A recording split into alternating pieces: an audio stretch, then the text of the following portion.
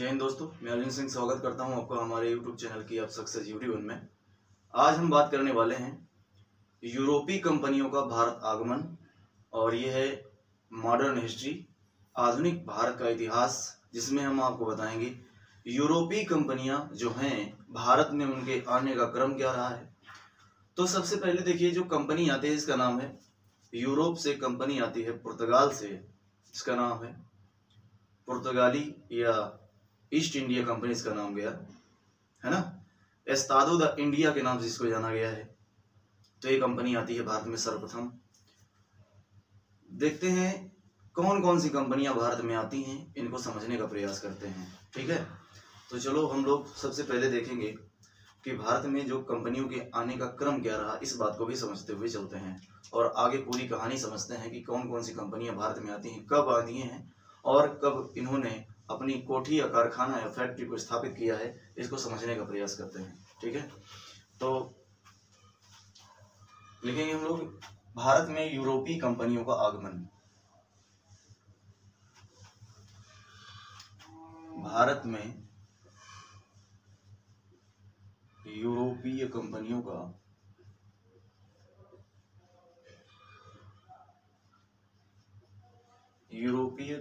का आगमन। भारत में जो यूरोपीय कंपनियां हैं, यूरोप से आती हैं, उनके आने का क्रम क्या रहा है, उस बात को भी समझते हुए चलना है और वो कौन कौन सी कंपनी रही हैं। तो सबसे पहले आती है कंपनी, इसका नाम है पुर्तगाली ईस्ट इंडिया कंपनी। कंपनी का नाम है पुर्तगाली ईस्ट इंडिया कंपनी। पुर्तगाली ईस्ट इंडिया कंपनी है ना। ये भारत में कब आई है, कहाँ की रहने वाली, कहाँ की कंपनी है, पुर्तगाल की है ना। भारत में कब आई आप बता सकते हैं कि ये 1498 में भारत में ये कंपनी सबसे पहले आती है। और इन्होंने अपनी पहली फैक्ट्री कहाँ पर बनाई है, तो इन्होंने बनाई 1503 ईस्वी में अपनी फैक्ट्री को स्थापित किया गया है और इसने कोचीन को अपनी पहली फैक्ट्री बनाया था। ये है पुर्तगाली ईस्ट इंडिया। देखिए, जो दूसरी कंपनी भारत में आती है, दूसरी कंपनी जो भारत में आती है ना, उसका नाम है, क्या है, east India company. East India company. East India company का पूरा नाम है the governor and the company of the merchant of the London trading into the east Indies. ठीक है, इस कंपनी का नाम है। तो ये कंपनी आती है भारत में कब, ये आती है 1599। वैसे इसकी स्थापना होती है, इस स्थापना का समय बता सकते हैं कि 1599 में इसकी स्थापना होती है ना। और ये जो है कि कहाँ पर इन्होंने अपनी फैक्ट्री बनाया है, तो 1599 में आए हैं, लेकिन इन्होंने 1613 में सूरत में जो है अपनी पहली फैक्ट्री को खोला था। इस बात को समझ लीजिएगा, 1613 में पहली बार अपनी फैक्ट्री को खोला है। कहाँ पर, सूरत में, 1613 में।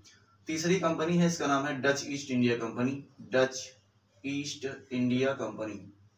East India company.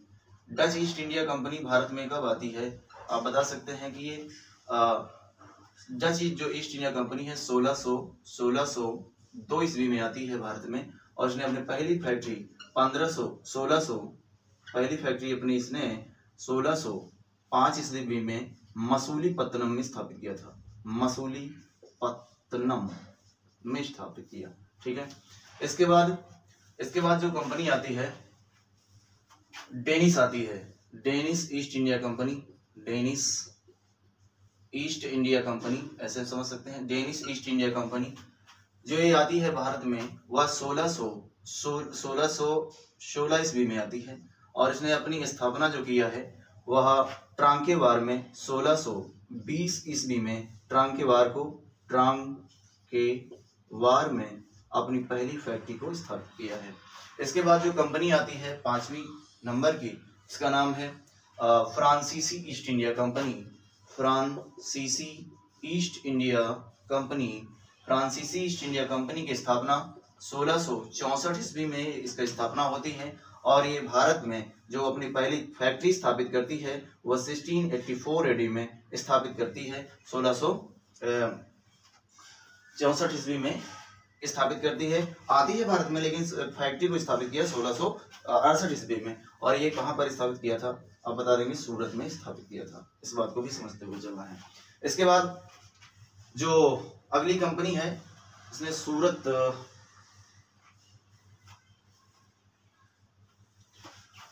अगली जो कंपनी, इसका नाम क्या है, अगली कंपनी है, इसका नाम है Danish east India company. Danish east India company. और डेनिश ईस्ट इंडिया कंपनी जो है, हाँ, ये सूरत में है, सूरत है ना। और जो डेनिश ईस्ट इंडिया कंपनी है, डेनिश है ना, डेनिश तो हो गया, स्वीडिश होगा, Swedish east India company. Swedish east India company की स्थापना कब होती है? Swedish east India company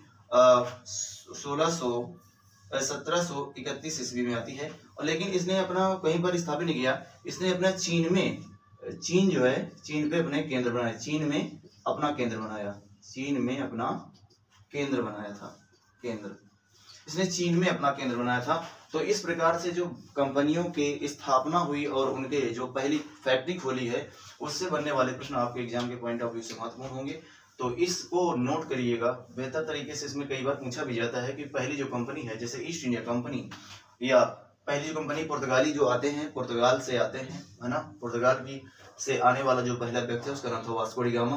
Vasco D gamma ने अपनी पहली फैक्ट्री जो होगी स्थापित किया था, कहाँ पर, कोचीन को बनाया था, है ना। तो इस बात को समझना है। ये जो चीजें हैं, तो सारे क्वेश्चन यहाँ से पूछे जाने की संभावना रहती है, तो इसको आप नोट करिएगा। इसके बाद आगे बढ़ते हैं कि जो यूरोपीय कंपनियां हैं भारत में, वो भारत में किस लिए आती हैं, इस बात को भी समझते हुए चलना है ना। तो देखिए, इसको नोट करने के बाद हम लोग बढ़ेंगे और देखेंगे कि ये भारत में क्यों आती हैं। भारत में इनके आने का तो एक क्रम रहा, ठीक है। आपको एक ट्रिक हम बताना चाहते हैं कि कैसे इसको याद कर सकते हो, है ना।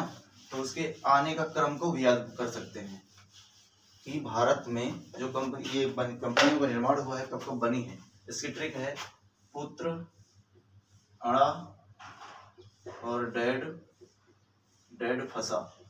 ये ट्रिक है पुर्तगाली कंपनियों का, जो यूरोपीय कंपनियां हैं उनके एस्टेब्लिश होने का जो है कि क्रम क्या है। पहले स्थापना हुई थी किसकी? पुर्तगाल की, पुर्तगाली ईस्ट इंडिया कंपनी, पुर्तगाली east India company, east India, पुर्तगाली ईस्ट इंडिया कंपनी की स्थापना होती है। इसके बाद अंग्रेज से, आ से अंग्रेज, अंग्रेजी ईस्ट इंडिया कंपनी या ईस्ट इंडिया कंपनी, है ना। डा से डेनिश, डा से डेनिश नहीं, डच है, पहले डच आएगी, है ना, डच। फिर इसके बाद डेनिश, फिर इसके बाद फ्रांसीसी, फसा से फ्रांसीसी, और इसके बाद सा से स्वीडिश। तो ये कंपनियों के जो है कि स्थापना होने का क्रम है। सबसे पहले किस कंपनी की स्थापना हुई थी, ये स्थापना का क्रम है। आने का क्रम तो जो है कि डच आते हैं, ठीक है ना। डचों से, अंग्रेजों के पहले डच आए थे, तो एक क्रम, ये स्थापना होने का क्रम है। स्थापना जो हुई सबसे क्रमवार में पूछा जाता है कि मिलान करने के लिए भी आ जाता है। तो आप बता सकते हैं कि सबसे पहले पुर्तगाली ईस्ट इंडिया कंपनी की स्थापना हुई थी। फिर क्योंकि पुर्तगाली कब हुई, 1498 ईस्वी में हुआ था, है ना। और 1599 ईस्वी में किसकी स्थापना हुई थी, ये। और इसके बाद 1602 में किसकी हुई थी, आप बता सकते हैं, इसकी हुई थी। ये कब हुई था, 1498 ईस्वी में, 1599 में। सोनम, लेकिन कंपनी ये 1600 के चार्टर के माध्यम से भारत में आती है, लेकिन स्थापना इसकी 1599 हो जाती है। जब इसकी स्थापना होती है तो इसका नाम रहता है the governor and the company of the merchant of the London trading into the east Indies. अब जो डच ईस्ट इंडिया कंपनी इसके 1602 में होती है। इसके बाद 1616 में आती है कंपनी, इसकी स्थापना होती है। 1664 में इसकी स्थापना होती है और 1731 में। तो ये चीजें हैं जो कि इनके इस्टेब्लिश होने का अर्थात स्थापना का क्रम था। लेकिन भारत में जो आने का क्रम है तो पुर्तगाली, फिर डच, फिर अंग्रेज, फिर डेनिश, फ्रांसीसी, स्वीडिश। मतलब इसको आप पहले ले आएंगे और इसके बाद में ये आएंगे कि अंग्रेज बाद में आए थे डचों के, ठीक है ना। इसको थोड़ा सा क्रम ये याद नोट करने वाली बात है। देखिएगा, जो भी कंपनियां भारत में आती हैं तो सबसे पहले इनमें से है पुर्तगाली ईस्ट इंडिया कंपनी। इसको एस्तादो द इंडिया के नाम से भी जाना गया था। किस नाम से? एस्तादो द इंडिया के नाम से जाना गया था। पुर्तगाली ईस्ट इंडिया कंपनी हम बात करते हैं। सबसे पहली कंपनी है पुर्तगाली ईस्ट इंडिया कंपनी, पुर्तगाली ईस्ट इंडिया कंपनी। पुर्तगाली ईस्ट इंडिया कंपनी भारत में आती है कब? तो हमने आपको बताया कि भारत में जो आती है ना, ये कंपनी भारत में कब आती है, इस बात को भी नोट करें। इसकी स्थापना कब होती है, स्थापना पूछा जाएगा तो आप बता दें कि जो इसकी स्थापना हुई है वो कब हुई है, 1498 ईस्वी में इसकी स्थापना होती है। और पहला व्यक्ति जो आता है भारत में, है ना, वास्को डी गामा है ना। तो ये खोज मतलब जल मार्ग से खोज, भारत की जल मार्ग से खोज किसने किया, भारत की जल मार्ग से खोज या जल मार्ग की खोज, भारत की जल मार्ग की खोज किसने किया था, वास्को डी गामा ने किया था। वास्को डी गामा कहाँ का रहने वाला है, पुर्तगाल का नाविक है एक, ठीक है, इस बात को भी समझते हुए चलेंगे। देखिएगा, तो एक व्यक्ति है जिसका नाम है वास्को डी गामा, ये भारत में आता है। तो इतने समय देखिए, इसके पहले की अगर हम चर्चा करें तो पहले जो स्थल मार्ग से भारत में लोग क्यों आते हैं, है ना। देखो, भारत में इसलिए आते हैं कि भारत आर्थिक रूप से संपन्न था। भारत क्या था, आर्थिक रूप से संपन्न था। यूरोप में आया पुनर्जागरण था, है ना। कुस्तुनतुनिया का तुर्कों का कुस्तुनतुनिया पर आक्रमण या कब्जा हो गया था, है ना। उन्होंने अपने अधिकार में कर लिया था कुस्तुनतुनिया को। देखिए, पहले जो मार्ग था वो स्थल मार्ग से व्यापार हुआ करता था। स्थल मार्ग से हमारा जो व्यापार तो पहले भी हुआ करता था ना। ऐसा नहीं है कि जो इतिहास में बताया जाता है आपको कि वास्को डी गामा ने भारत की खोज किया था। क्या इसके पहले भारत नहीं था? इसके पहले भी भारत था, लेकिन वास्को डी गामा ने किसी भारत की खोज को नहीं किया है। इसके पहले भी भारत था। बहुत सारे यूरोपीय, बहुत सारे ईरानी, इराकी और बहुत सारे मिस्र से हमारा व्यापार चला करता था। हमारा व्यापार तो मेसोपोटामिया से हुआ करता था।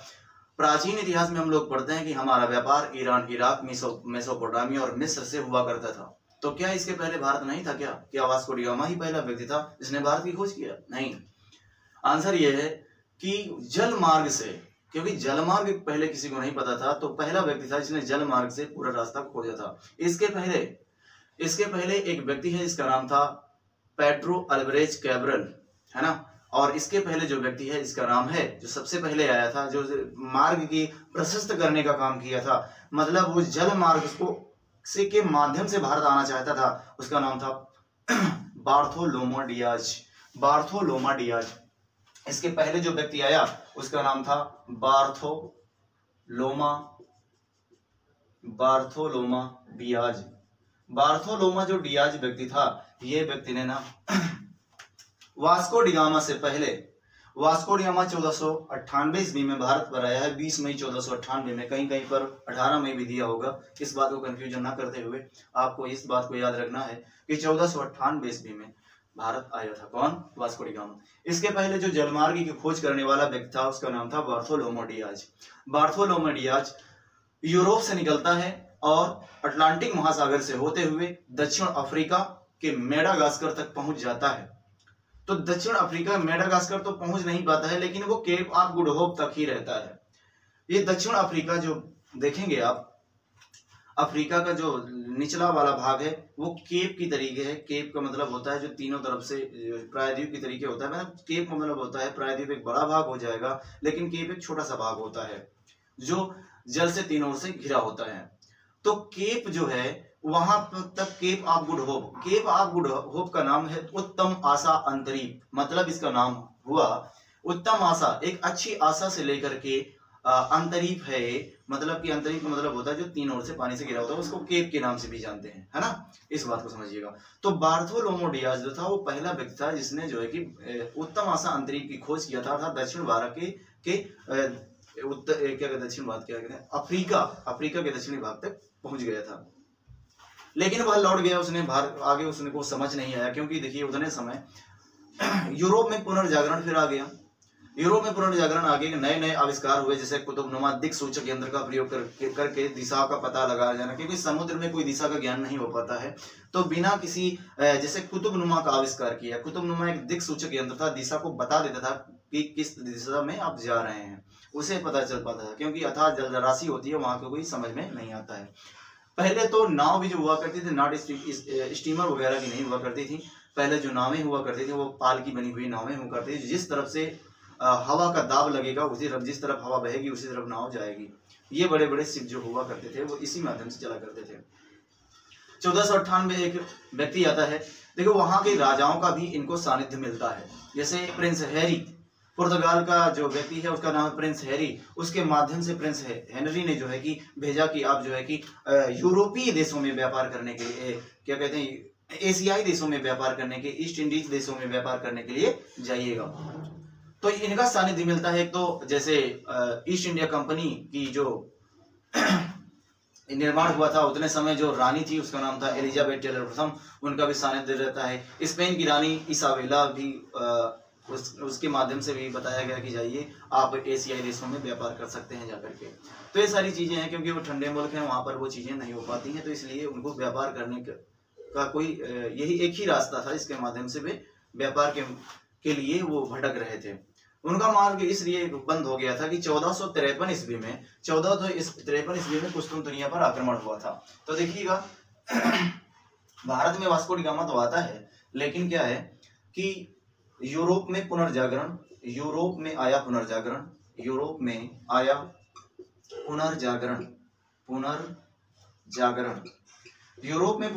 आया, वहां की जनता जागृत हुई, तो उन्होंने नए नए आविष्कार किए जिसके माध्यम से व्यापार करने का भी एक माध्यम बना। दूसरा है कि यूरोप में तो पुनर्जागरण आ गया है। दूसरा है कुस्तुनतुनिया पर आक्रमण,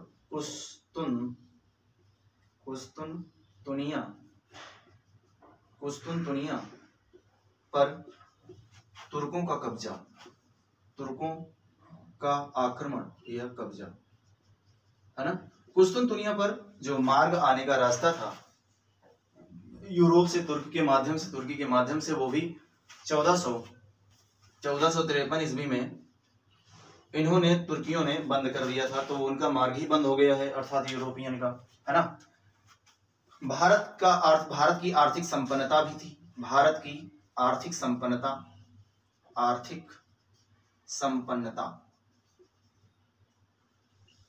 भारत आर्थिक रूप से संपन्न था, इसलिए ये लोग भारत में आ गए। भाई हम व्यापार कहाँ से करेंगे, जो जिसके पास जो चीजें होंगी तो वहां से तो हम व्यापार करेंगे।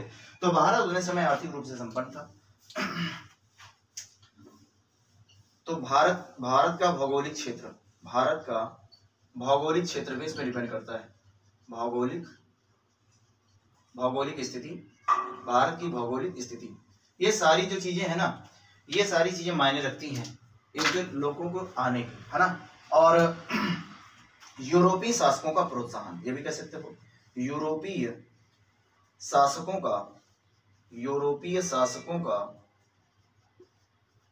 का प्रोत्साहन मिला, यूरोपीय शासकों का प्रोत्साहन मिलता है, अर्थात यूरोप में आया पुनर्जागरण, वहां के लोगों अर्थात राजाओं या रानियों का जो है कि सानिध्य मिल जाता है, यूरोपीय शासकों का प्रोत्साहन मिल जाता है। भारत में भौगोलिक स्थिति का होना यह भी है, भारत की आर्थिक संपन्नता है, कुस्तुनतुनिया पर तुर्कों का आक्रमण हो जाता है। तो ये सारी जो चीजें थी ना, भारत की ओर व्यापार करने के लिए अग्रसर करती हैं इन यूरोप निवासियों को, यूरोपीय वासियों को, है ना।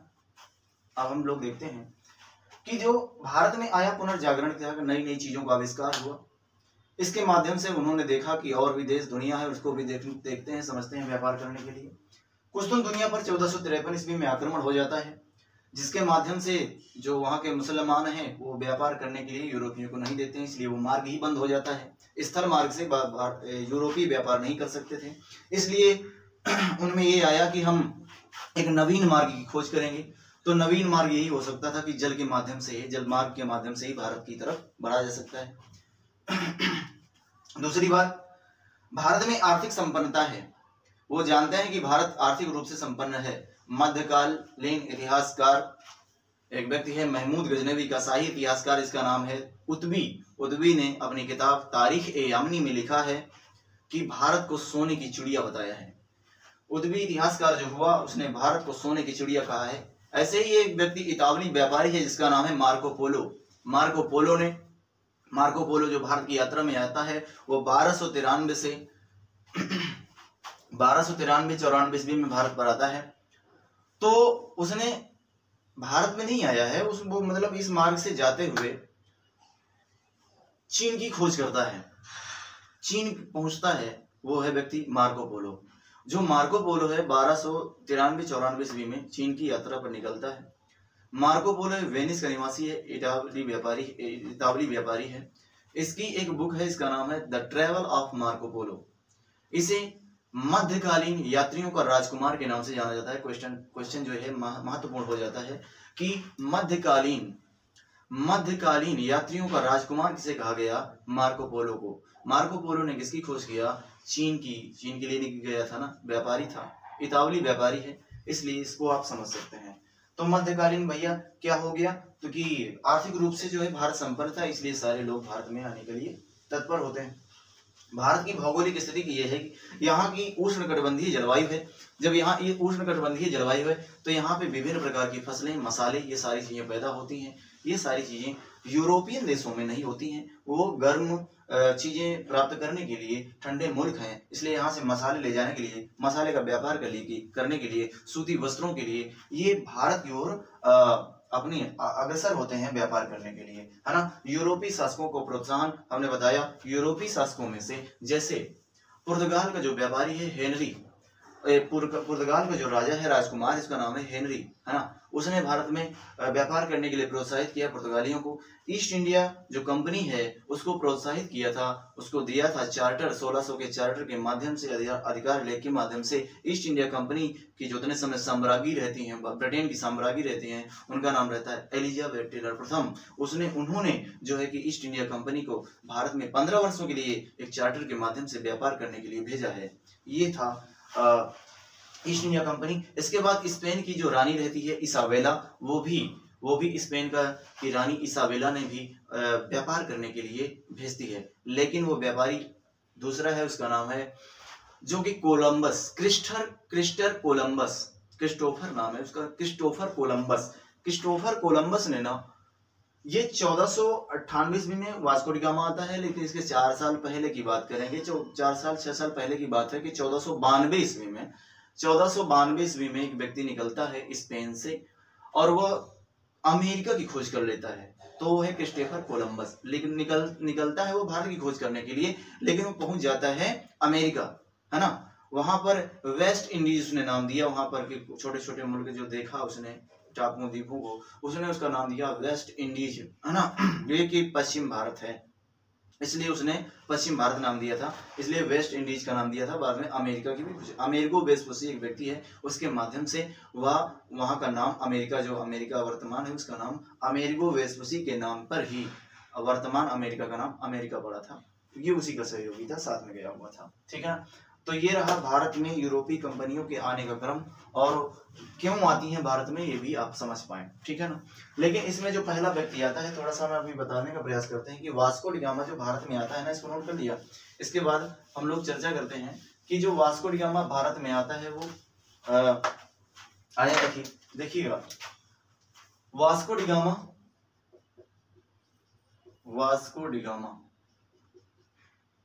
गामा जो भारत आता है वो 1498 ईस्वी में आता है ना, 1498 ईस्वी में आता है। कहां पर? ये भारत में, है ना, कंपक डाबू नामक बंदरगाह पर उतरता है। कंपक डाबू कोचीन उतने समय था, कोचीन राज्य, कोचीन, है ना, कंपक डाबू बंदरगाह में कोचीन में उतरता है। यहाँ पर इसका जो स्वागत किया हिंदू शासक है, जिसका नाम है सामोरी, जिसकी पैतृक उपाधि थी जमोरिन, इसने इसका स्वागत करता है, ठीक है, ये बात है। तो अब ये भारत किसकी सहायता से पहुंचा था? कि अब्दुल मजीद, ये गुजराती व्यापारी की मदद से वास्को डी गामा कहाँ आता है? भारत पहुंचता है। ये मेडागास्कर होते हुए भारत के केरल के कोचीन के बंदरगाह जो कंपकडाबू है वहां पर उतरता है। और इसका स्वागत किसने किया? हिंदू शाही शासक है, हिंदू शासक है, इसका नाम है सामोरी। इसकी एक पैतृक उपाधि थी, इसका नाम था जमोरिन। इसने इसका स्वागत किया। वास्को डी गामा भारत में 3 बार आता है। एक तो आता है 1498 ईस्वी में, दूसरा आता है 1502 ईस्वी में, और इसके बाद आता है 1524 ईस्वी में। 1524 ईस्वी में ये आता है। तो ये लगभग 3 बार भारत में आया, है ना। पहली बार स्वागत किया जमोरिन ने, दूसरी बार भी आता है तो स्वागत किया था जमोरिन ने, तीसरी बार जब ये आता है तो बीमार हो जाता है और यहीं पर रह जाता है। तो वास्को डी गामा की जो कब्र है वो कहाँ पर है? कोचीन में है। ये क्वेश्चन पूछा गया है। तो इस प्रकार से जो वास्को डी गामा था इसके द्वारा भारत आता है और जल मार्ग से भारत की खोज किया है। ठीक है, अब देखिएगा हम नेक्स्ट क्लास में आपको बताएंगे कि पुर्तगाली जो ईस्ट इंडिया कंपनी है इसके कौन कौन से गवर्नर हुए और कैसे ये रेगुलेट करेगी, भारत में अपनी कंपनी बनाएगी, और कहाँ पर कौन कौन से इसके गवर्नर जनरल हैं जिसके द्वारा महत्वपूर्ण प्रश्न बनते हैं, उनको भी आगे चर्चा करेंगे। तो नेक्स्ट वीडियो में आपसे मिलते हैं, तब तक के लिए इसको देखते रहिएगा और चैनल पर नए हैं तो सब्सक्राइब करिएगा, लाइक करिएगा, शेयर करिएगा। जय हिंद, जय भारत।